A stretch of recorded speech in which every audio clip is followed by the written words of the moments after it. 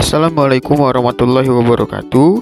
Perkenalkan, nama saya Randy Lutfi Prabowo, NPM saya 2017051053. Saya berasal dari kelas PKN Ilmu Komputer B 2021. Pada kesempatan kali ini, saya akan menjelaskan macam-macam hak dan kewajiban warga negara.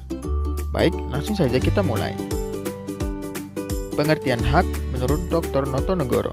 Hak merupakan sebuah kuasa untuk menerima atau melakukan sesuatu yang semestinya diterima atau dilakukan oleh individu dan tidak dapat dilakukan oleh individu lain, manapun juga pada prinsipnya dapat dituntut secara paksa olehnya. Pengertian kewajiban menurut Profesor RMT Sukamto Notonegoro. Kewajiban adalah sesuatu yang harus dilakukan oleh pihak tertentu dan bisa dituntut paksa oleh orang yang berkepentingan. Kewajiban dapat timbul karena keinginan dari diri sendiri dan orang lain. Kewajiban ini bisa muncul dari hak yang dimiliki oleh orang lain.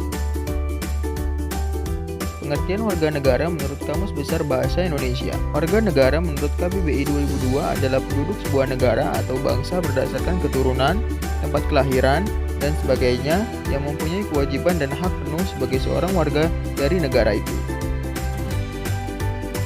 Lalu, sebenarnya apa saja macam-macam hak dan kewajiban warga negara?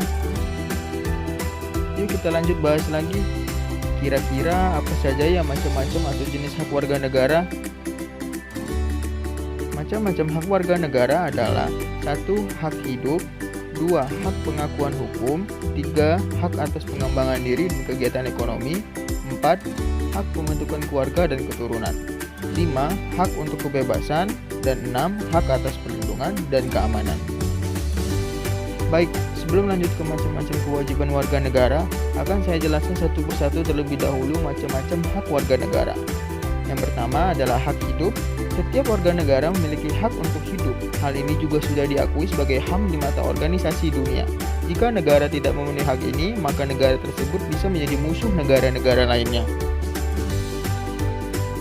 2. Hak pengakuan hukum. Setiap warga negara memiliki hak untuk dipandang sama di mata hukum. Untuk hal ini, setiap orang akan memiliki kesempatan sama untuk dilindungi oleh hukum negara yang berlaku. Jadi, presiden sekalipun melakukan kejahatan terhadap Anda, hukum tetap harus melindungi Anda karena di mata hukum negara, Anda dan presiden dianggap sama. Kemudian yang ketiga, hak atas pengembangan diri dan kegiatan ekonomi. Warga negara tentu diberi kebebasan untuk mengembangkan diri dan melakukan kegiatan ekonomi. Pengembangan diri ini bisa berupa pengembangan pendidikan ataupun standar hidup. Untuk pendidikan, contohnya hak sudah jelas di Indonesia. Setiap anak memiliki kesempatan mudah belajar dan sekolah tanpa dipersulit oleh negara. 4. Hak pembentukan keluarga dan keturunan. Semua orang tentu ingin memiliki keluarga dan meneruskan keturunannya. Hal ini merupakan salah satu hak yang Anda miliki dan dijaga oleh negara. Warga negara bahkan bisa menikmati pengakuan dan perlindungan hukum seputar keluarga dan keturunan ini. 5. Hak untuk kebebasan. Warga negara tentu memiliki kebebasan tertentu di luar apa yang dipandang ilegal oleh negara. Kebebasan ini meliputi kebebasan menyatakan pendapat, kebebasan berkegiatan, kebebasan dari rasa takut, kebebasan menentukan pilihan, dan kebebasan memeluk kepercayaan tertentu. Yang terakhir, hak atas perlindungan dan keamanan. Negara tentu memiliki sistem pertahanan dan keamanan. Hal ini digunakan untuk melindungi negara dan segala perangkatnya. Dalam perangkat ini, warga negara adalah salah satu bagian dari dalamnya. Karena itu, warga negara tentu memiliki hak untuk perlindungan dan keamanan dari negara tersebut. Bagaimana? Sudah paham kan mengenai macam-macam warga negara?